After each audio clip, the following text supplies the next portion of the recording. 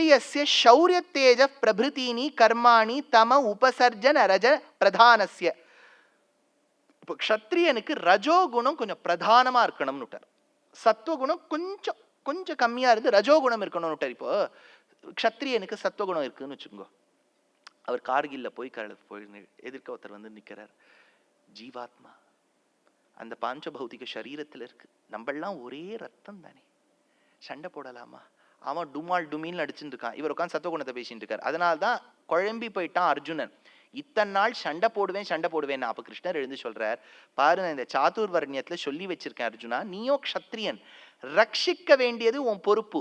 அப்படின்னா யுத்தம் பண்ணும்போது ஒரு ஜோஷ் வரணும், ஒரு கோபம் வரணும். அப்படி இருந்தால்தான் சண்டை போட முடியும். சிறுசிண்டேவா சண்டை போட்டு இருப்பா, அதனால சத்துவகுணத்தோடியா சண்டை போட்டு இருப்பா. அந்த இடத்துல உனக்கு ரஜோகுணம் வேண்டும். அடுத்தது வைசிய ஜாதியை சார்ந்தவர்களுக்கு தமோ குணம் கொஞ்சம் மேலோங்கி நிற்கணும்.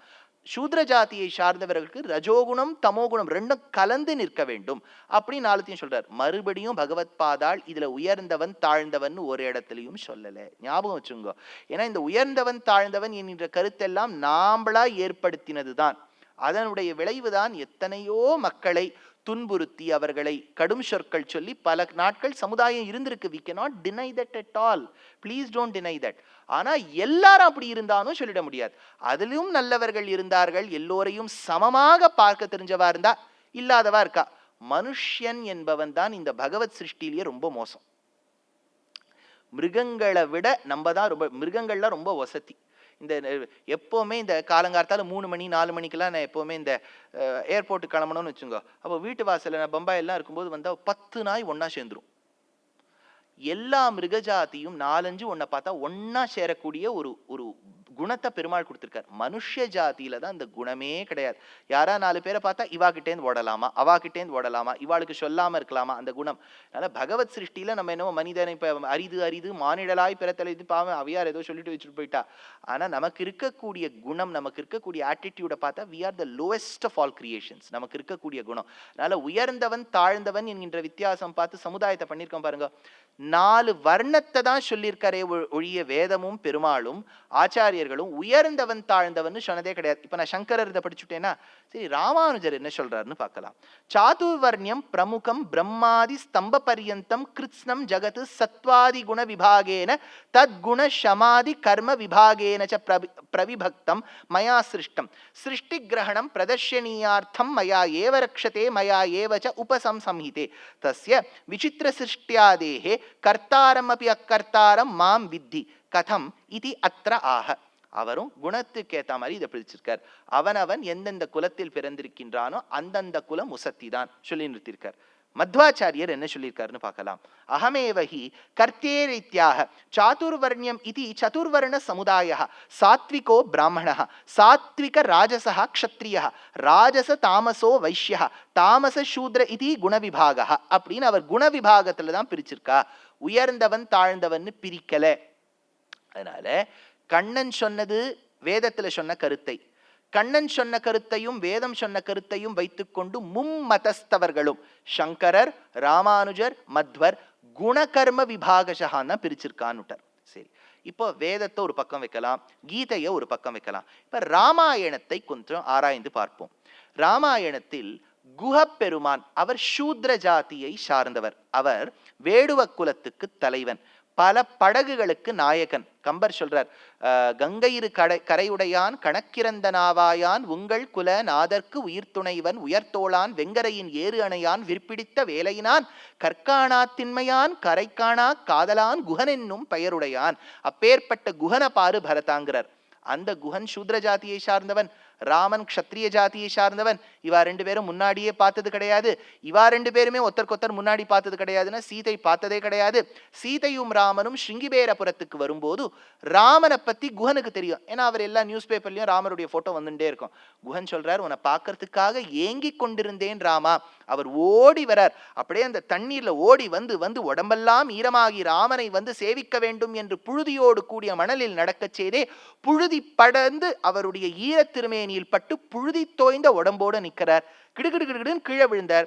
ராமர் சொன்னார், ஏன் விழுந்த? எழுந்து நில்லுன்னுட்டார். அவச்சாரப்பட்டு விட்டேனா ராமா? தோழர்களுக்குள்ள ஒருத்தர் யாராவது விழுந்து சேவிப்பாளா குஹா? என்னை கட்டி பிடிச்சுக்கோன்னு பிடிச்சின்றார். தோழன் நீ, என் உயிர் நீ, ஆத்ம சமசகா நீ.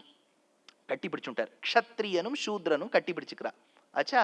இப்ப அடுத்தது இந்த குஹப்பெருமானை பார்த்து ராமன் இன்ட்ரடியூஸ் பண்ணி வைக்கிறார் சீதையை. ஏன்னா பாவம் சீதை இது யாருன்னா யாரோ புதுசா ஒரு ஃப்ரெண்டை கண்டுபிடிச்சிட்டு கேட்பலா மாட்டாளா. அப்போ சொல்றார் ராமர், ஏழை ஏதலன் கிழ்மகன் என்னாது இறங்கி மற்றவர்க்கு இன்னருள் சுரந்து மாழைமான் மடநோக்கி உன் தோழி எம்பி என்று ஒழிந்திலை உகந்து தோழன் நீ எனக்கு இங்கொழி என்று சொற்கள் வந்து அடியேன் மலத்திருந்திட ஆழிவண்ணா நீன் அடியினை அடைந்தேன் அணிபொழில் திருவரங்கத்தம்மானே. ஆழ்வாருடைய பாசுரம். கீழே விழுந்து சேவிக்கிறார் குஹப்பெருமான். குஹப்பெருமானை எழுந்து நின்ன உடனே சீதை கிட்ட இன்ட்ரடியூஸ் பண்றார். பொதுவா எப்படி இன்ட்ரடியூஸ் பண்ணுவோம்? Sita, this is Guh. He is my friend.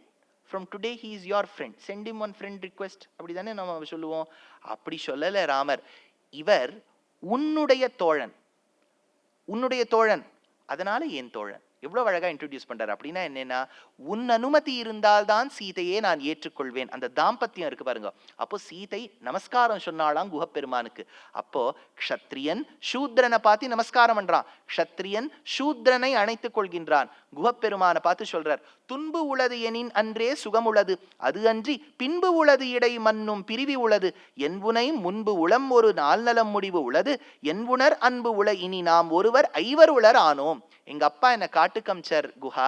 எதுக்காக அமிச்சார்னு நீ இவ்வளவு நாள் நினைச்சுட்டு இருந்தேன். எங்க அப்பாவுக்கு 4 பிள்ளை பெத்து சந்தோஷமே இல்லை, 5வது பிள்ளை ஒண்ணு வேணும்னு ஆசைப்பட்டார். குஹா, இனிமேலேந்து எங்களோட சேர்த்து 4 பேரோட நீ ஒத்த 5வது அப்படின்னு தன்னோட சேர்த்துக்கிறார். அதனால ராமாயணத்தில் ராமன் சூத்ரனான குஹனை விரும்பினானா ஆத்ம சமசகான்னுட்டார். ஆச்சா. அடுத்தது இன்னொரு கட்டணை சொல்றேன். ஜட்டாயு என்கின்ற ஒரு கழுகு. இந்த பறவை இனங்கள்லயே ஸ்கேவெஞ்சர்ஸ் அப்படின்னு உண்டு. அது என்னன்னா, உயிரோட இருக்கிறத சாப்பிடவே சாப்பிடாது, செத்து போனதை தான் சாப்பிடும். நீங்க விதேசங்கள்ல யூஎஸ்க்கு போனேன்னா இந்த ஹைவே எல்லாம் இருக்கும், 401 403 ஏதோ எல்லாத்துக்கும் ஒரு ஹைவே ஒன்று சொல்லிடுவா. அந்த வாகனத்துல ஏறி போகும்போது அது போகணும் 120 மைல் 180 மைல் போயிட்டே இருக்கும். போகும் வழியில் மான் போன்ற மிருகங்கள்லாம் நட்ட நடு வழியில வரும். நிறைய செத்து போயிடும். இந்த செத்து போன மிருகங்களுக்கு ரோட் கில்ஸ் அப்படின்னு பேர். செத்து போயிடுது, அப்படியே ஓரமா அழுகின்னு இருக்கும். அதை சாப்பிடக்கூடிய ஜாதியினர் அந்த ஊர்ல இருக்கா. அதாவது இந்த ரோடு ஓரமா செத்து கிடக்கக்கூடிய மிருகங்கள் எடுத்து சாப்பிடுவார். ரோட் கில்ஸ் அப்படின்னு பேர். அந்த மாதிரி இறந்து கிடக்கக்கூடிய ஜந்துக்களை சாப்பிட்டால் அந்த பட்சிகளுக்கு ஸ்கேவெஞ்சர்ஸ் அப்படின்னு பேர், ஸ்கேவெஞ்சர் பேர்ட்ஸ். இது இறந்து கிடக்கக்கூடிய பட்சியை சாப்பிடுவதுதான் ஜட்டாயு, வல்ச்சர். சாஸ்திரம் என்ன சொல்லிடுத்து, இறந்து கிடக்கக்கூடிய, இப்போ நான் வெஜிடேரியன் சாப்பிடக்கூடிய ஃப்ரெண்ட்ஸ் எனக்கு இருக்கா, உங்களுக்கும் இருப்பா. நீங்க அவளை கேளுங்கோ, உயிரோடு இருக்கக்கூடிய ஜந்துவை கொன்னுட்டு தான் அந்த மாம்சத்தை ஆத்துக்கு எடுத்துன்னு வந்து சமைப்பாளை ஒழிய செத்து கிடந்த ஜந்துவை எடுத்துன்னு வர மாட்டா. ஏன்னா சாஸ்திரம் நிஷித்தம் என்ன சொல்லிடுத்தோ ஞாபகம் வச்சுங்கோ. சாஸ்திரம் எந்தெந்த மாம்சத்தை யார் யார் எப்படி சாப்பிடணும்னு சொல்லியிருக்கு. இந்த வாலியை கொன்னு முடிக்கிறார் இல்லையா ராமர். அப்போ வாலி கீழே விழறான். அப்ப ராமரை பார்த்து சில குறுக்கு கேள்வி கேட்கிறான். என்ன ஏண்டாப்பா கொன்னேன்? உன் பத்னி சீதை தொலைஞ்சுட்டாங்கிறதுக்காக அந்த கோவத்தை எம்எல்ஏயா காமிக்கிறது சொல்லிட்டு சொல்றார், நானும் ஒரு குரங்கு. பொதுவா ஒரு ஆணையை கொல்வார்கள் தந்தத்துக்காக, புலி மானை கொல்வார்கள் மேல் தோலுக்காக, நிறைய மிருகங்களை கொல்லுவா மாம்சத்துக்காக, சில மிருகத்தை கொல்லுவா நகத்துக்காக. நானும் குரங்கு, எனக்கு ஆனை மாதிரி தந்தமும் கிடையாது, புலி மாதிரி மேல் தோலும் கிடையாது, சில மிருகத்து மாதிரி என்னுடைய மாம்சமும் ருச்சி கிடையாது, நகமும் வசதி கிடையாது, எதுக்குமே உதவாத ஒரு ஜந்து நான், என்னை ஏன் கொல்றேன் அப்படின்னு கேட்கிறார். இதெல்லாம் பொறுமையா ராமர் கேட்டுட்டு இருக்காரு. எப்பவுமே ஒருத்தர் பேசும்போது நம்ம பொறுமையா கேட்கணும். இது ஒரு பெரிய ஸ்கில். நீங்க இருக்கேள் பாருங்க, நீங்க தான் இப்போ ரொம்ப வசதி. நான் தான் வளவளான்னு தெரிஞ்சது தெரியாது உளறிண்டே இருக்கேன். நீங்கள்லாம் ஞானிகள் ஒரே இடத்துல உட்காந்து கேட்டுட்டு இருக்கேள், இவ என்னதான் சொல்றாரு பார்க்கலாம், நீங்க உட்காந்து கேட்டுட்டு இருக்கேள். அதனால ஸ்ரவணம் தான் வசதி. Listen first to understand and then be அண்டர்ஸ்டுட்னர். ஸ்டீஃபன் கவிங்கிறவர் the 7 habits of highly effective people சொல்றார். முதல்ல கேளு, நிறைய கேளு. ராமர் கேட்டுட்டே இருந்தார். கேட்டுட்டு சொன்னார், இப்ப நான் பேசலாமான்னு கேட்டார். வாலி பேசினார். அப்ப சொன்னார், அப்போ அந்த வாலி சொன்னத வார்த்தையை சொல்ல மறந்துட்டேன். அப்போ வாலி சொல்றான், நான் இந்த மாம்சத்தை சாப்பிடலான்னு சாஸ்திரம் சொல்லியிருக்கே, அது எந்த மாம்சத்தை சாப்பிடலான்னு சொல்லியிருக்கு? 5 நகங்களோடு கூடிய 5 மிருகங்கள், 5 நெயில்டுனா 10 நெயில்ஸோடு இருக்கக்கூடிய 5 மிருகங்கள், அந்த மிருகங்களுடைய மாம்சம் தான் சாப்பிடலாம்னு சொல்லியிருக்கு. அதுல இதெல்லாம் சொல்றா சசஸ்ச, அதாவது ஒரு முயல், அப்புறம் வந்து ஒரு ஆமை, இதெல்லாம் சாஸ்திரம் ஒத்துருக்கு சாப்பிடலான்னு. முள்ளம் பன்றி, அதாவது பார்க்குப்பையினுடைய மாம்சம் சாப்பிடலாம். அந்த மாம்சத்தை சாப்பிட்ட தான் அந்த குச்சியை எடுத்து வைப்பா. எப்பன்னா இந்த சீமந்தோன்னயனம் நடக்கிறது இல்லையா 7வது 8வது மாசத்துல, அப்ப அந்த குச்சியை வச்சுதான். அதுவும் இப்ப அமேசான்ல கிடைக்கிறது, நீங்க தேடி பார்த்தா அதுவும் கிடைக்கிறது. அதனால மாம்சம் சாப்பிடலாம். அந்த 5 மிருகங்கள் சாப்பிடலாம்னு சொல்றாளே ராமா, அந்த 5 மிருகங்கள்ல குரங்கு இல்லையே, என்ன ஏன் கொன்னேன்னு கேட்கிறார். பஞ்ச பஞ்சநகாஹா பக்ஷ்யா அப்படின்னு ராமாயணத்துல வச்சனம் வருது.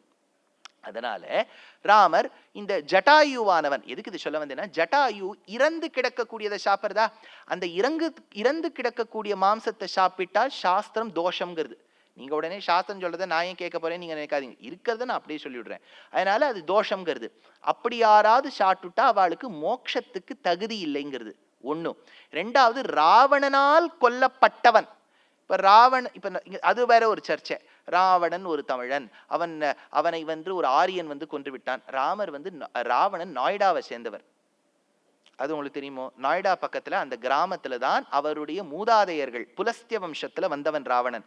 புலஸ்தியருடைய பிள்ளை விஸ்ரவஸ், விஸ்ரவசுடைய பிள்ளை தான் ராவணன், விஸ்ரவசுடைய மூத்த பிள்ளை தான் குபேரன். ராஜாதிராஜாய பிரசஹ்ய சாஹினேஹே நமோ வைஷ்ரவனாய குர்மஹேன்னு வருது இல்லையா, விஸ்ரவசுடைய குலத்துல வந்தவர். நாய்டால இருந்தார். பின்ன எப்படின்னா இவர் லங்காவுக்கு வந்தார்னா, இந்த குபேரன் அவன் ஒரு பெரிய பிரைவேட் லெண்டர், அதனால நிறைய தனம் சேர்ந்து கொடுத்து, அதனால ஒரு தீவு வாங்கிட்டான். இப்போ ஏதாவது எங்கேயாவது வாங்கினா இப்போ எல்லாரும் ஐலாண்ட் வாங்குறது ஒரு பெரிய ஒரு வழக்கமாக போயிடுது. அதனால அவர் போய் ஒரு தீவு வாங்கிட்டார். அந்த தீவுல இவன் இருக்கான் குபேரன். குபேரன் கிட்ட தன்னுடைய பலத்தை காண்பிச்சு சீஸ் பண்ணிட்டான் ராவணன். Ravana is from நாய்டா.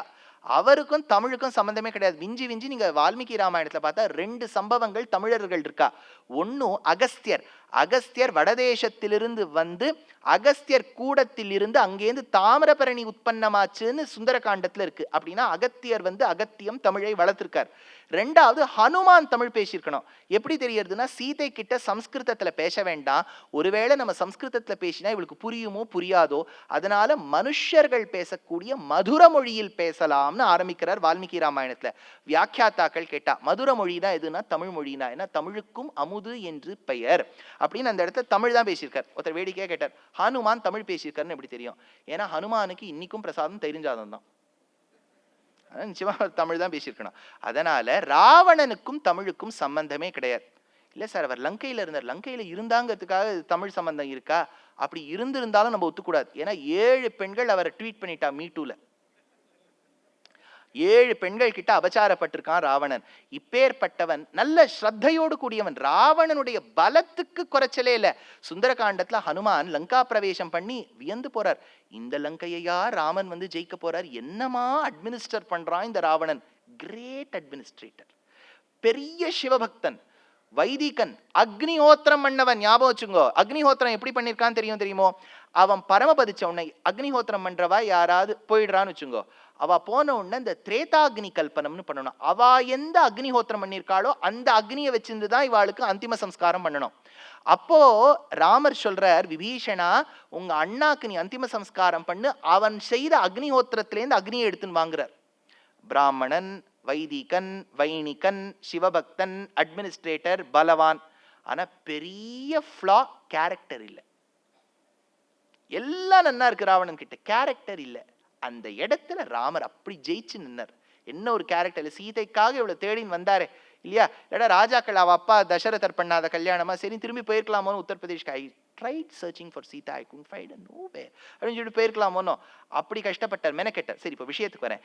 இந்த ஜட்டாயு அக்ஷுண்ய யோக பதம் அக்ரஹ்யதம் ஜட்டாயும் திரியஞ்சமேவ பத மோக்ஷபதே நியோக்தும் சக்னோஷி வேத்சி யதாச ததா கதம் துவம் தேவீம் அவாப்துமனலம் யதிதோத விசின்வத். சாஸ்திரம் சொல்லியிருக்கு, இறந்து கிடந்த மாம்சத்தை சாப்பிட்டால் தோஷம்னு சொல்லியிருக்குன்னு. ஜட்டாயு அதை தான் சாப்பிட்டார். பிராமணனான ராவணனால் கொல்லப்பட்டவன், ஆனால் ஜட்டாயுக்கு மோட்சம் கிடைச்சதுன்னார். எப்படி இவ்வளவு டிஸ்குவாலிஃபிகேஷன் இருந்தும் கிடைச்சதுன்னு கேட்டார். ராமருடைய கருணைங்கிற ஒன்று விஷயம் இருந்துதான் கிடைச்சு கொடுத்தான் ஆச்சு. இப்போ இதுல ஒரு சம்பவம் சொல்றேன்.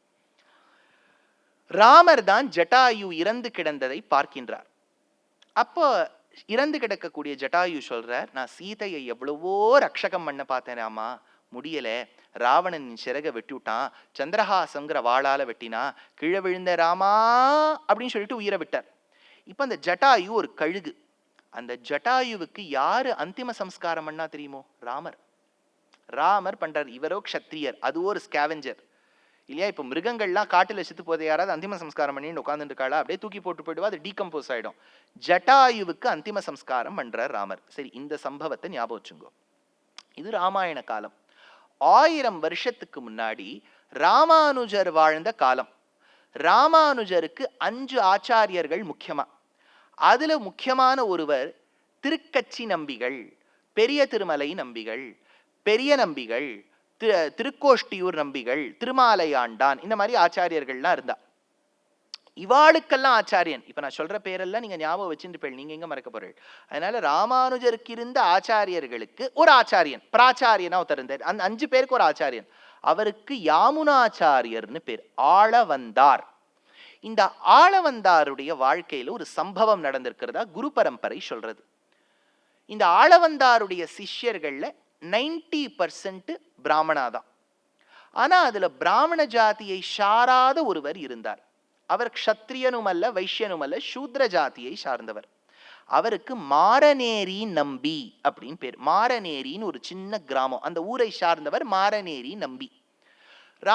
ஆளவந்தார் தன்னுடைய சிஷ்யர்களுக்கு சாஸ்திரார்த்தத்தை கத்துக் கொடுக்கும் போது மாரநேரி நம்பியும் இருப்பார், ஏனைய சிஷ்யர்களும் இருப்பார். எல்லாரையும் சமமா தான் பார்ப்பார். ஆனா ஸ்டூடெண்ட்ஸ்குள்ள எப்பவுமே அதான் சொல்லினேன், மனுஷ ஜாத்தினா அந்த வேற்றுமை இருக்குமே. ஆளவந்தார் கற்றுக் கொடுத்த ஆசிரமம் சிதிலமா போயிடுத்து. புது ஆசிரமம் நிர்மாணம் பண்ணணும்னு பண்ணார். பண்ணின உடனே அந்த சிஷ்யர்கள்லாம் என்ன பண்ணானா, புது ஆசிரமத்துக்கு கிரக பிரவேசம் பண்ணணும், ஹவுஸ் வார்மிங் செரிமனி. அதுக்கு சிஷ்யர்கள்லாம் என்ன பண்ணிவிட்டானா, கிரகப்பிரவேசத்துக்கு முகூர்த்த நாளை பார்த்துட்டு அதுக்கு 2 நாளைக்கு முன்னாடியே மாரநேரி நம்பிய அந்த புதுசா கட்டின ஆசிரமத்துக்கு கூட்டா. மாரநேரி நம்பி, இனிமேலேருந்து நம்ம ஆச்சாரியன் நீங்க தான் இருக்க போறார், நன்னா பார்த்து வச்சுக்கோங்க அப்படின்ட்டார். மாரநேரி நம்பி ஸ்ரத்தையோடு வந்தவர் நன்னா பார்த்துட்டு ரொம்ப நன்னா இருக்குன்னு சொல்லிட்டு போயிட்டார்.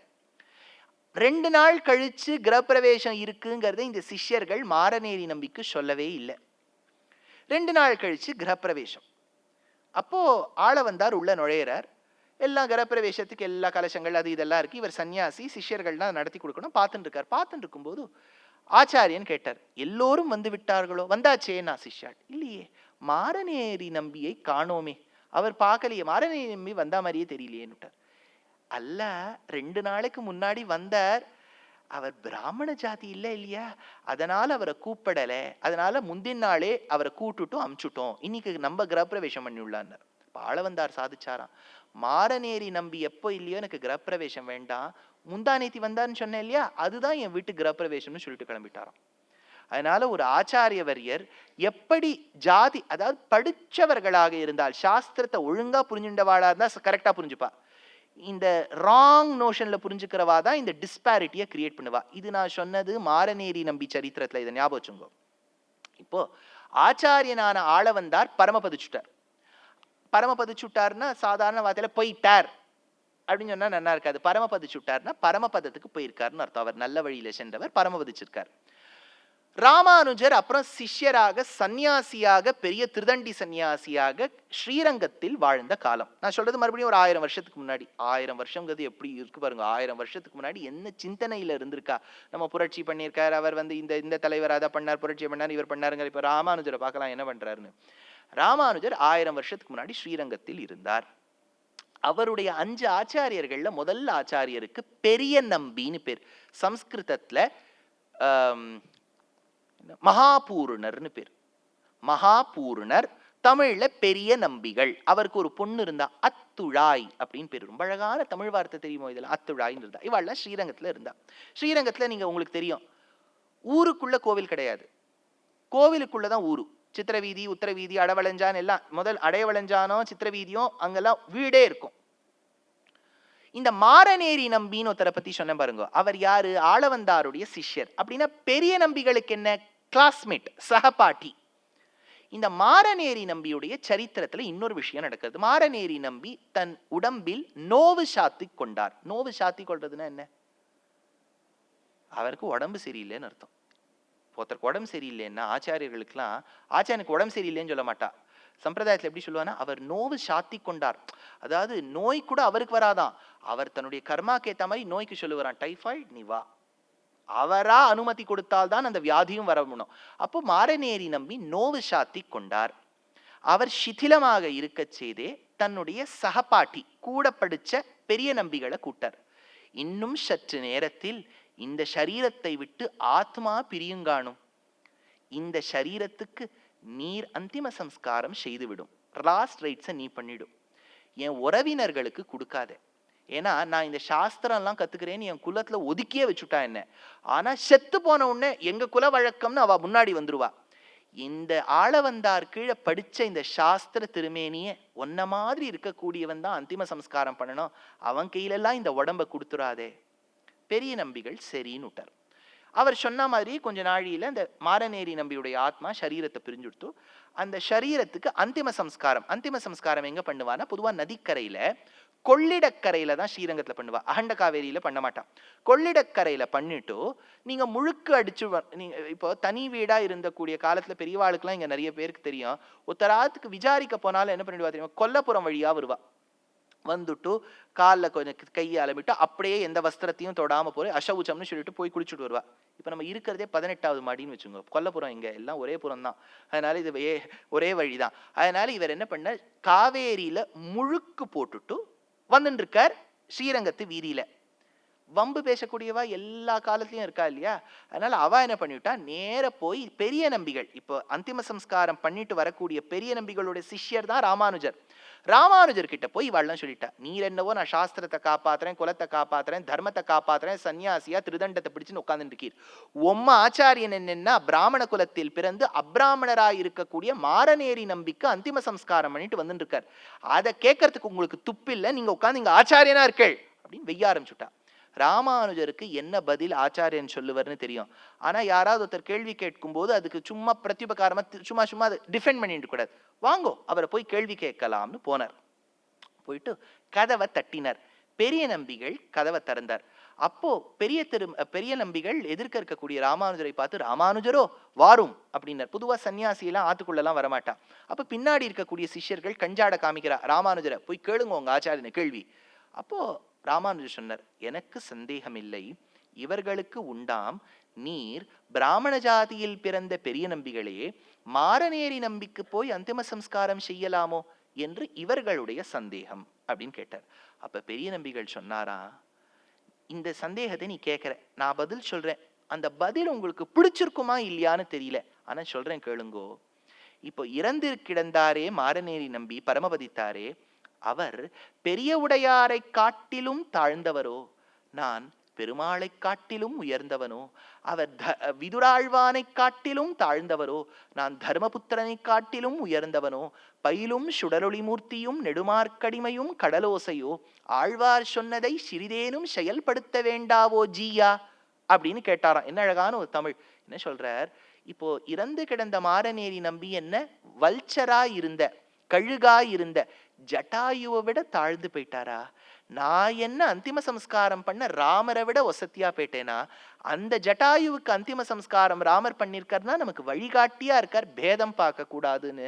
நான் என்ன ராமரை விட வசந்து போயிட்டேனா? அவர் பெரிய உடையார்னா ஜட்டாயு, பெரிய உடையாரை காட்டிலும் தாழ்ந்தவரோ, நான் பெருமாளை காட்டிலும் உயர்ந்தவனோ.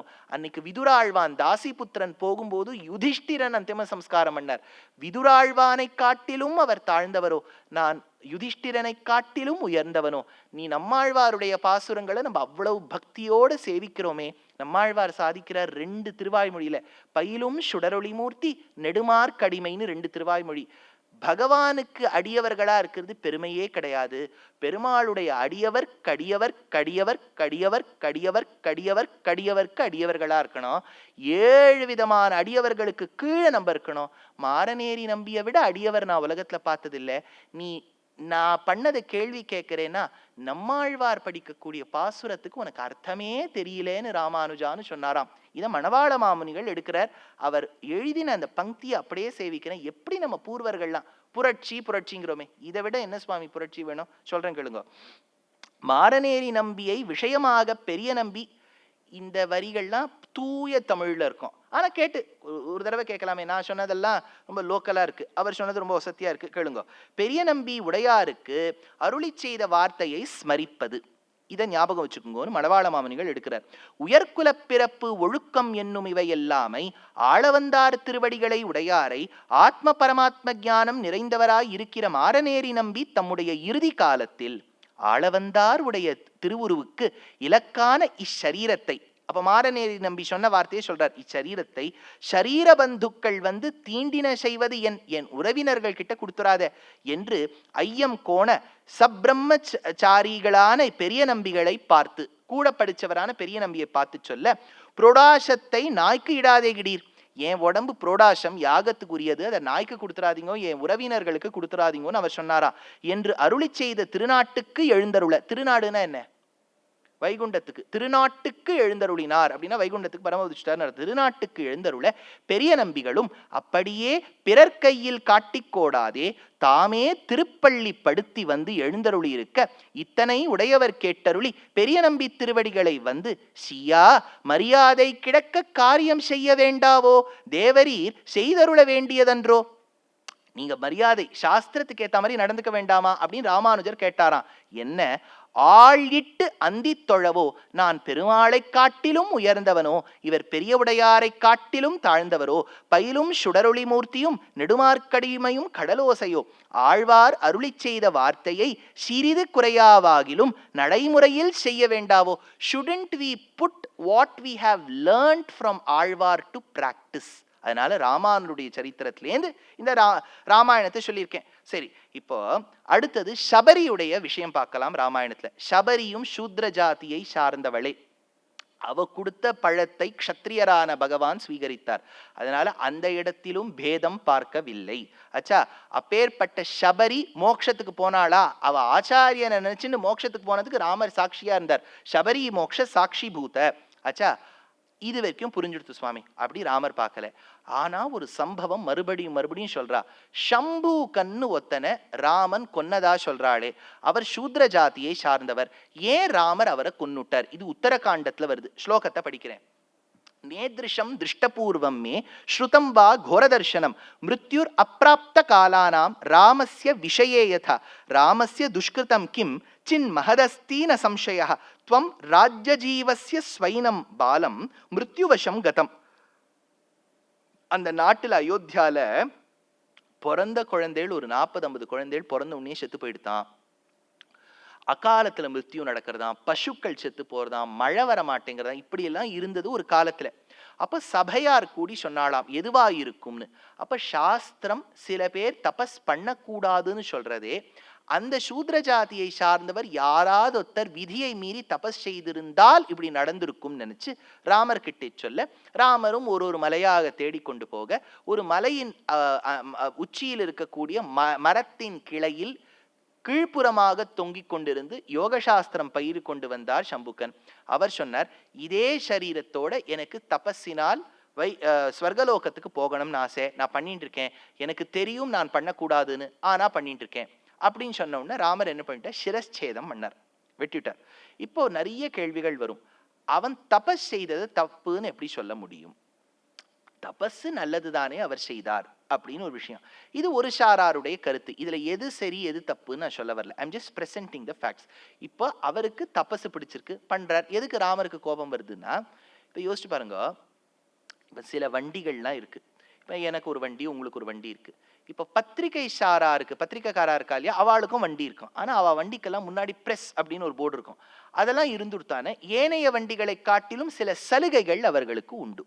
இப்போ நான் என்ன பண்றேன், அவ சலுகை வரதை பார்த்துட்டேன், நான் அந்த போர்டு எடுத்து நானே என் வண்டியில போட்டுக்கிறேன். அப்ப நாளைக்கு பிடிக்கிறா என்ன போலீஸ், ஏன் சார் இந்த பிரஸ்ஸுங்கிற போர்டு நல்ல போர்டு தானே, நான் இங்க வச்சுட்டு இருக்கேன், இப்ப நீங்க வச்சுட்டதை என்ன ஏன் பிடிச்சேன்னு கேட்க முடியாது.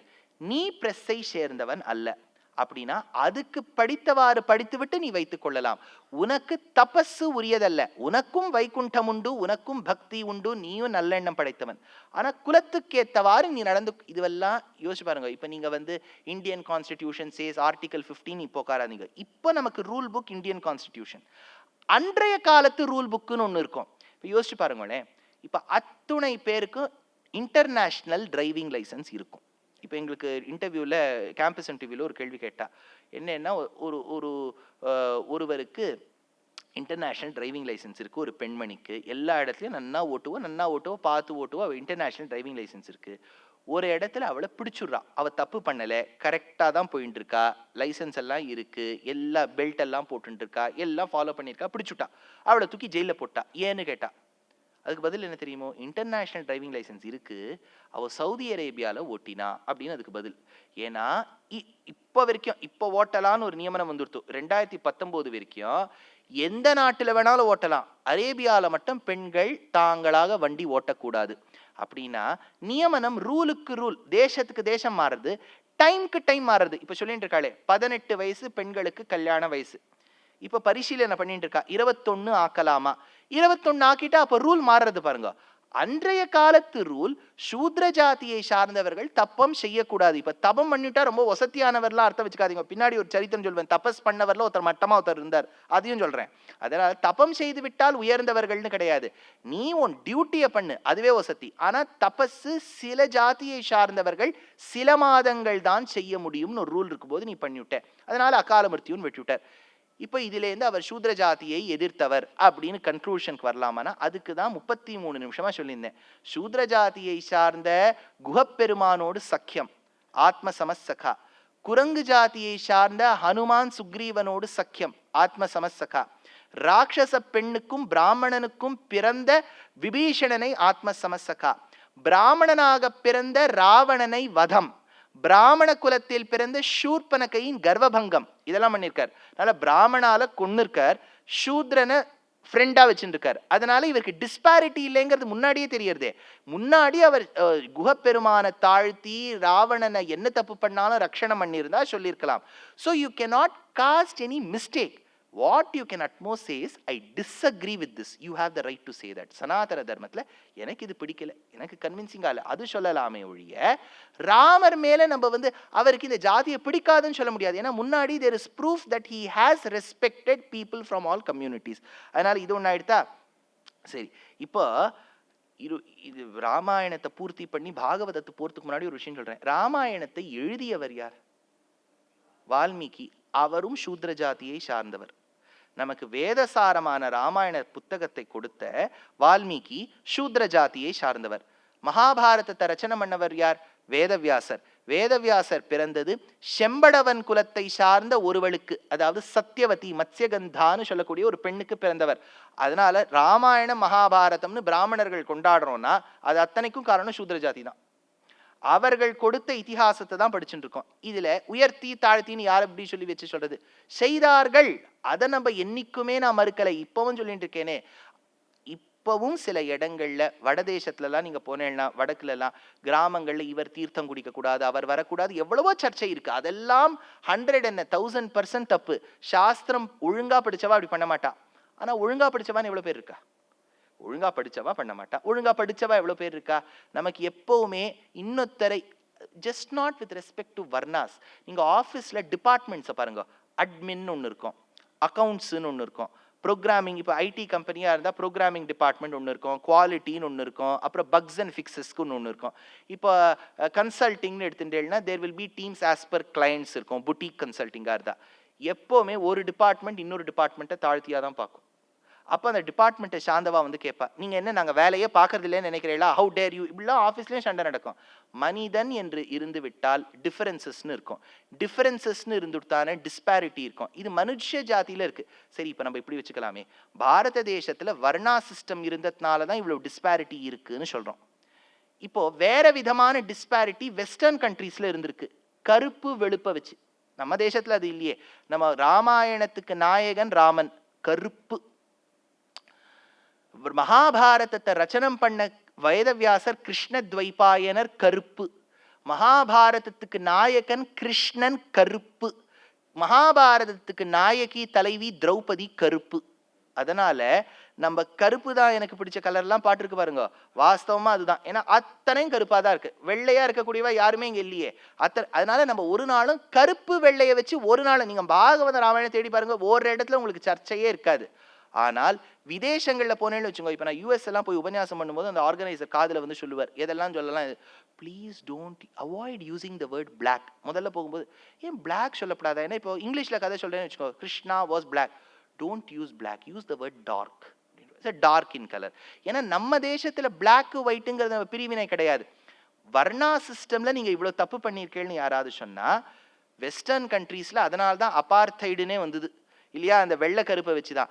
மனிதர்கள்னு இருந்தால் உலகத்துல நான் சொல்றேனே, எங்க போனாலும் நம்மளால பிரச்சனை தான் வரும். ஒரு சிஸ்டம் தப்புன்னு சொன்னா நம்ம இன்னொரு சிஸ்டம் கண்டுபிடிச்சு அதுல தப்பு பண்ணுவோம். அதுல நமக்கு குறைச்சலே இல்லை. So you cannot blame it on the system, but you have to blame it on the people who adhere to the system. அவ்வளவுதான். சரி, இப்போ ஸ்ரீ பாகவதத்துல ஒரு இடம், எந்த இடம்னு சொல்றேன். பாகவதத்துல இந்திரனுக்கு பூஜை பண்ணலாம்னு நந்தகோபாலன் சொல்ற. அதை சொல்ற நாராயணீத்துல பட்டத்ரி. கதாச்சித் நந்தகோபாலான் விஹிதமக சம்பார விபவான் நிரீக்ஷத்வம் ஷௌரேர் மகவதமுதத்வம் இம்சுமத மனாஹ விஜானன்னப்யேதா வினய மிருது நந்தாதி பசுப ந பிருச்சான் கோவாயம் ஜனக பவதா முத்யம இதி.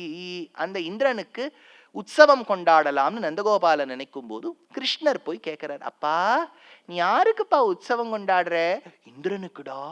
அப்படியாப்பா, சரி இந்திரன் என்ன பண்ணிவிட்டான்னு கொண்டாடுறப்பா? இந்திரன் நமக்கு வருஷா வருஷம் மழை கொடுக்கறான் இல்லையாடா ராஜா, அதனாலதான்டா உற்சவம் கொண்டாடுறோம்.